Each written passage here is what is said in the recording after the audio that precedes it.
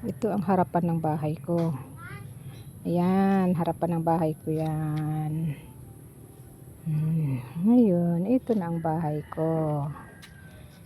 Ito.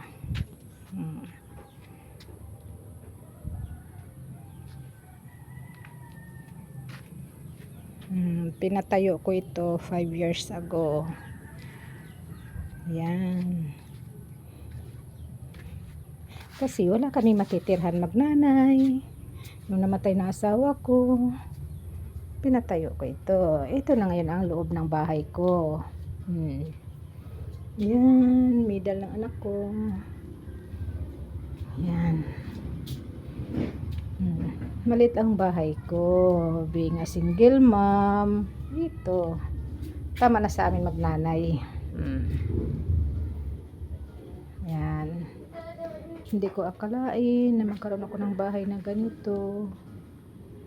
Mag-isa lang ako nagtatrabaho. Minsan, weather pang trabaho ko. Dahil paragtahi lang. Ngayon, ito na ang aking likod.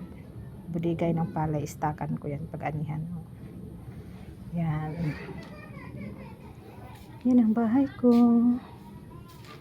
Komportable kami dito mag-ina. See you next video guys. God bless us all.